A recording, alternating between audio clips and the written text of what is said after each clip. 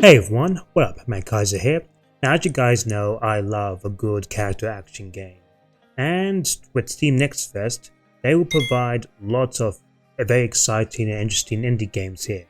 And I played 3 games that caught my interest here, and I thought I want to give my general thoughts about them. But before we begin, if you like what you see here, the bell means like the video, hit the subscribe button if you're new, and hit that bell notification icon if you want more character action games, coverage, and videos from yours truly. That said, let's get back to the video. Now, my first one was a game called Godbreakers, which is an upcoming 4-player co-op roguelike action game being done by the developer To The Sky. And special thanks to Keymailer, for example, for actually inviting me to play this. Now, this game is essentially basically where you, up to 4 players, can fight ways against enemies, as well as take down multiple bosses, and equip various looting gear to your very own liking.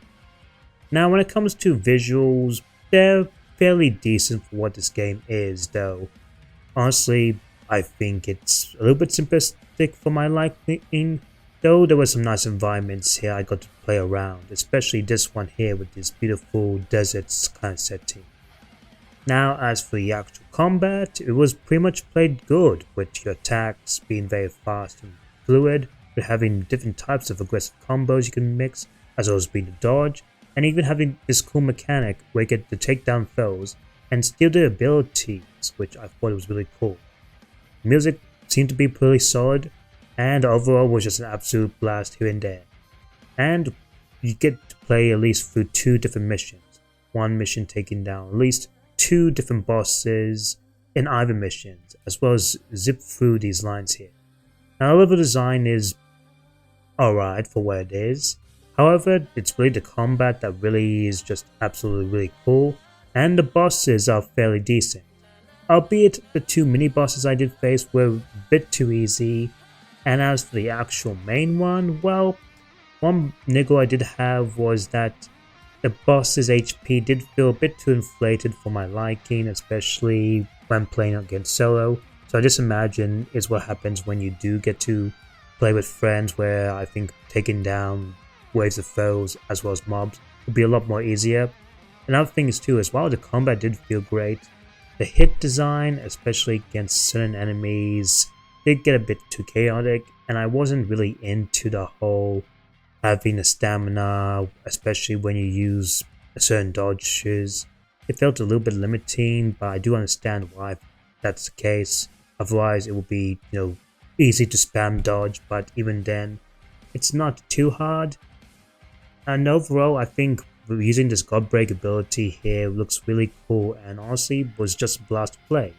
That said, I do think that this game obviously is aimed more for people who's into co-op, which is something I'm more into for single player. So I think someone like Pat for Frames here would absolutely have a blast.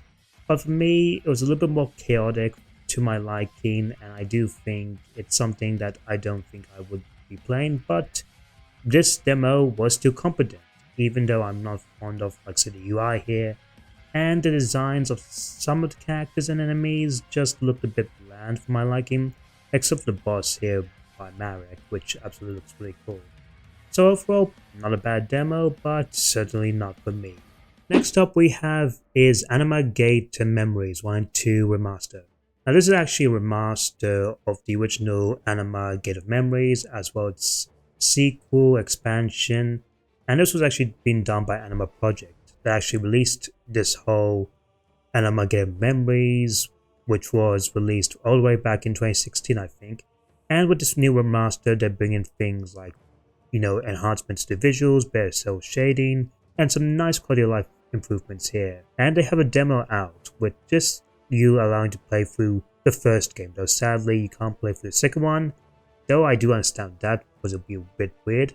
And another thing is that this game is actually a third-person action RPG, and it's even being based on the famous Anima Beyond Fantasy RPG tabletop books, which I think is really cool. Now, as for the actual game itself, I think this was actually a bit of improvement. I think this is one that looks right up my alley. Straight away, the art direction and design looks really cool and gives me PlayStation 3 character action game vibes. most notably with Bayonetta, as well as even that Alice Madness game, which looks really cool.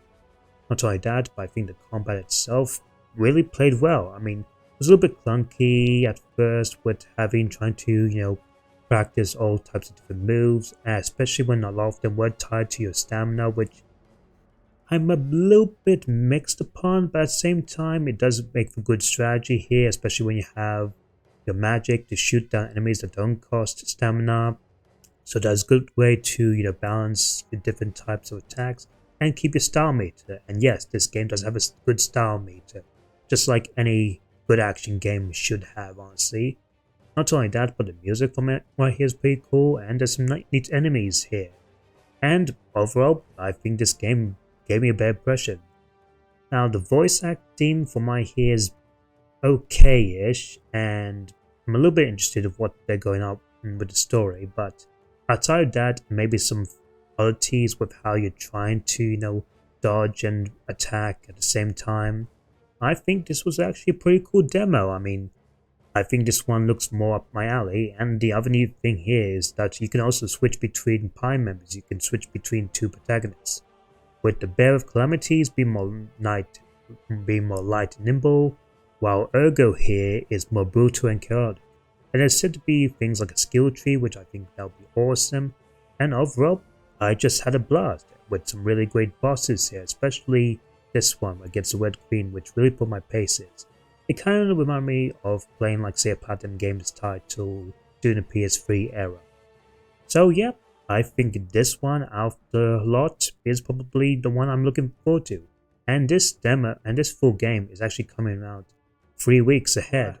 And the last game I gotta try out would have to be Homura Hime, which is basically a third-person action game which features things like cel-shaded anime styles, as well as some really intense 3D bullet hell gameplay, something you see out of like say Toho or Neo Automata, as well as full-on hack and slash combat.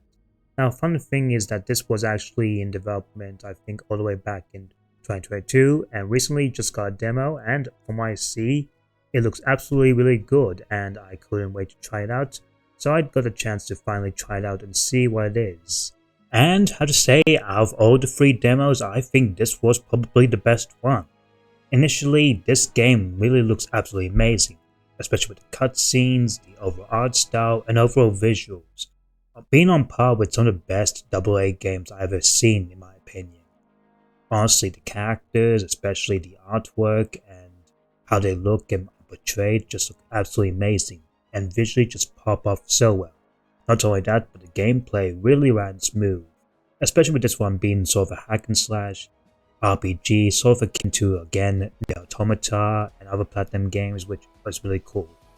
The combos felt fast and fluid, and you also even had your little pod, sort of paper crane An who can shoot, just like Pod 042 in the Automata, as well as you can also even parry attacks, as well as even mix between combos with light and heavy attacks to really pull some amazing combo strings.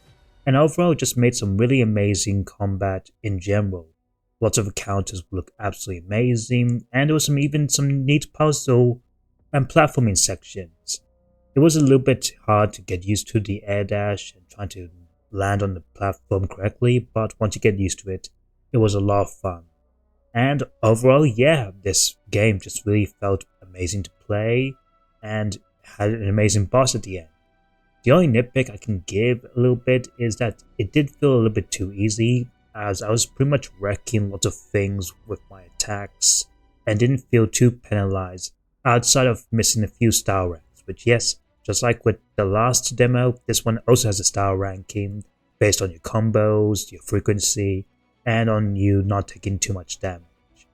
But outside of that, this was a really fun time. Like honestly, everything about this just screams high quality, and honestly, I can't wait for this as much as the last one, which was of course Anima.